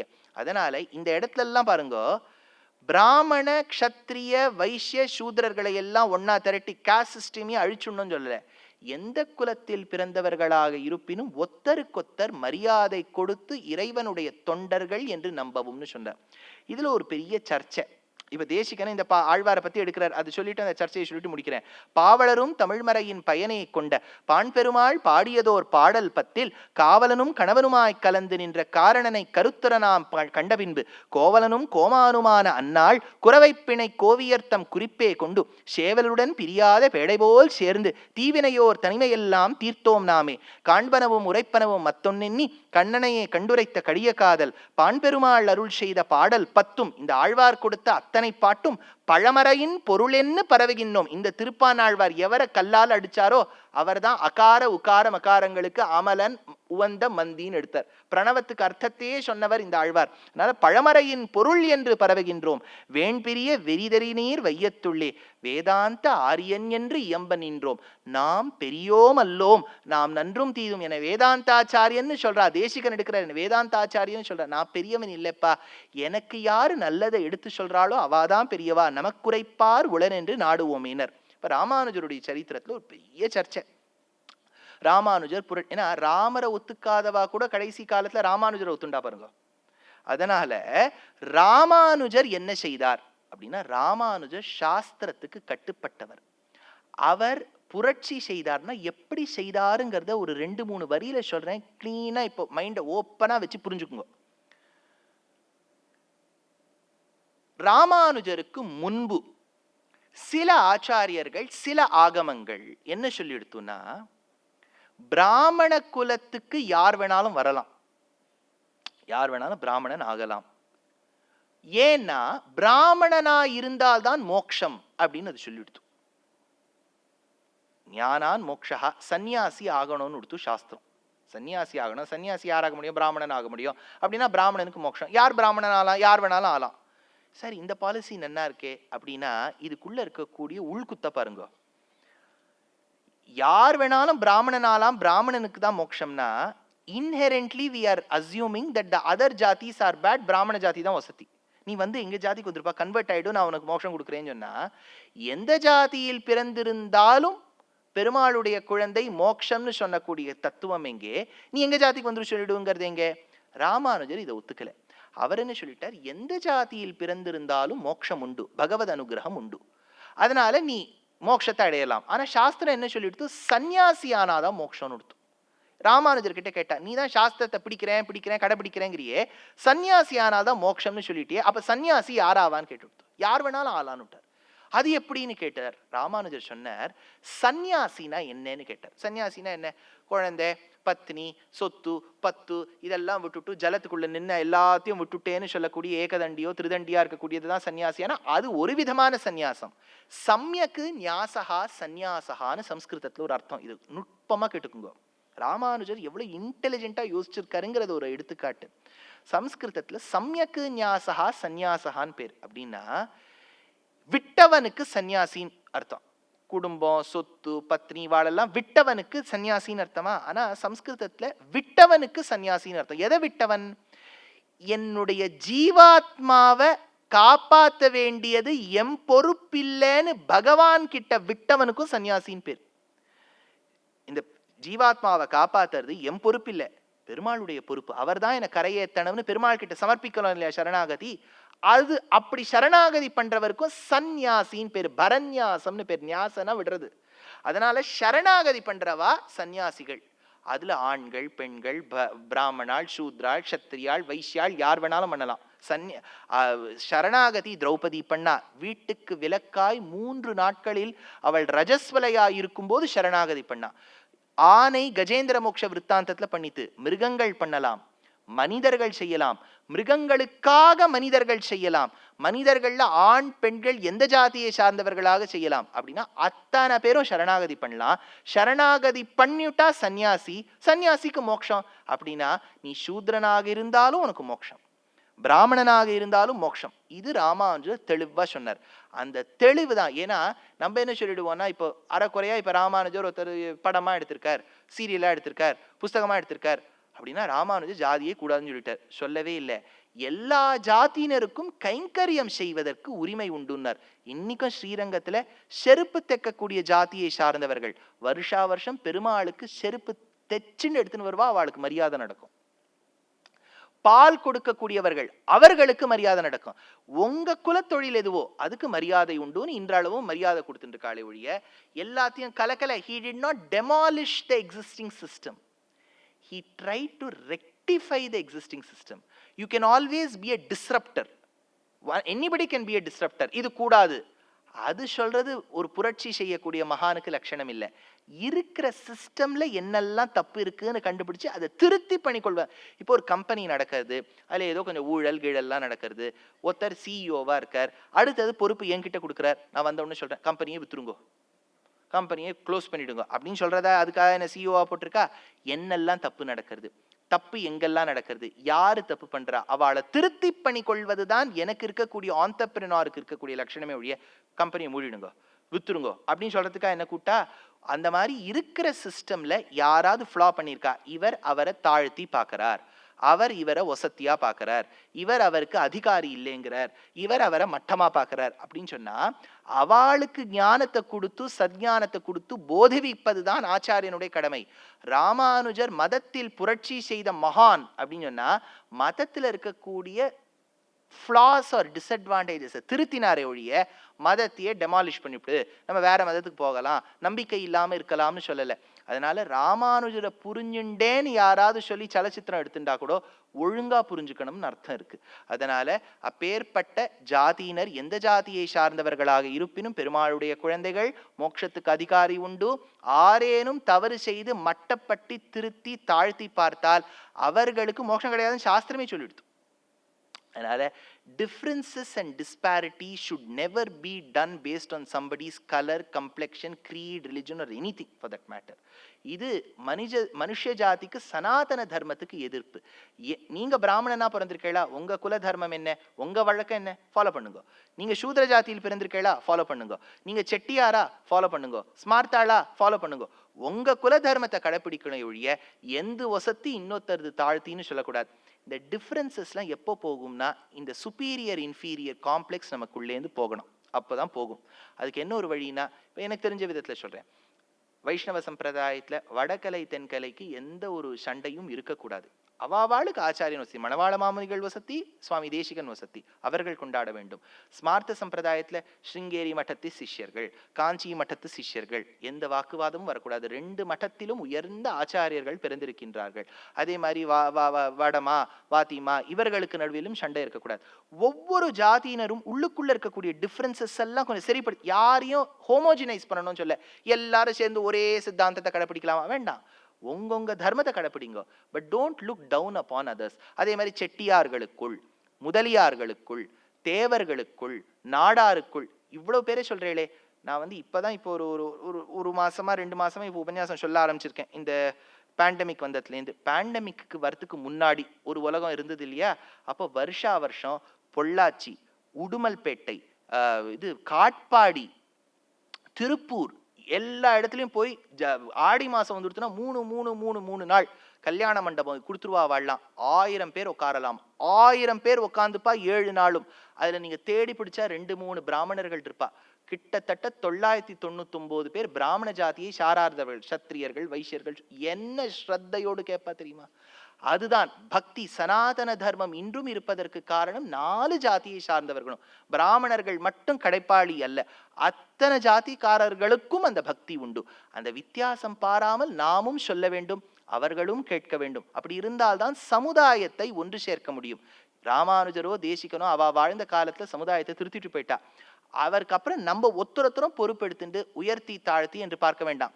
இப்படி சொல்லிவிட்டேங்கிறதுக்காக இப்ப 4 பேர் வந்து கேள்வி கேட்பா. அப்படின்னா பெண் கொடுத்து பெண் வாங்கலாமா, பிள்ளை கொடுத்து பிள்ளை வாங்கலாமா? நான் சொல்லிதான் யாரும் கேட்கிற இப்ப நிலைமையில இல்லை. அதனால நான் யாருமே ஐ எம் நோபடி. அதனால இந்த விஷயங்களுக்கெல்லாம் நான் தலையே இடமாட்டேன். பிராமணோஸ்ய முகமாசீத் பாஹூராஜன்ய கிருதா ஊரூததஸ்ய யத்வைஷ்ய பத்பியாகும் சூத்ரோ அஜாயதங்கிற இந்த புருஷ சூக்த வாக்கியம் ஒருவன் உயர்த்தி இன்னொரு தாழ்த்தின்னு சொல்லல. அதனால வேதத்தில் பாகுபாடு உண்டுன்னு யாராவது சொன்னா நிரூபணம் இன்டெலெக்சுவலா பண்ணணும், புரட்சியில பண்ணிட கூடாது. இதோ நான் வெட்டுவேன் குத்துவேன்னு. This is a debate. You prove your point with proof. There is no proof for it. Yes, there were differences. There were people who looked down upon others. That was wrong. That is wrong, and that should have never happened, and that should not happen. There is nobody is going to defend it. Just because there are people doing it, don't blame it on the system. We as humans have always been people who have erred. பழமொழியே இருக்கே, to err is human. தப்பு பண்றது தான் நம்ம கடமைன்னு கொடுத்து சாஸ்திரம். தப்பு பண்றதுக்கு தான் நம்ம பிறந்திருக்கோம். தப்புகள் நிறைய பண்றோம், அதிலும் இது ஒன்று. ஆனவரைக்கும் திருத்தி பார்த்து சனாதன தர்மத்தை சார்ந்தவர்கள் ஒரே கொடை கீழே வரக்கூடியவர்கள். எந்த பாகுபாடும் நாம் மனதளவில் பார்க்கக்கூடாது, சமுதாய ரீதியில் பார்க்கக்கூடாது என்கின்ற விஷயத்தை சொல்லி இன்றைய உபன்யாசத்தை நிறைவு செய்து, நாளைய தினம் இன்னும் பாக்கி மந்திரம் இருக்கு பாருங்க. இப்ப 13வது முடிச்சிருக்கேன். இன்னும் 15, 16, 17, 14, 15, 16, 17, 18 அது தவிர்த்து இன்னும் சில மந்திரங்கள் இருக்கு. நாளைக்கு அர்த்தம் பார்த்துடலாம் 2 மணி நேரத்தை. கவிதார்க்கிக சிம்ஹாய கல்யாண குணசாலினே ஸ்ரீமதே வெங்கடே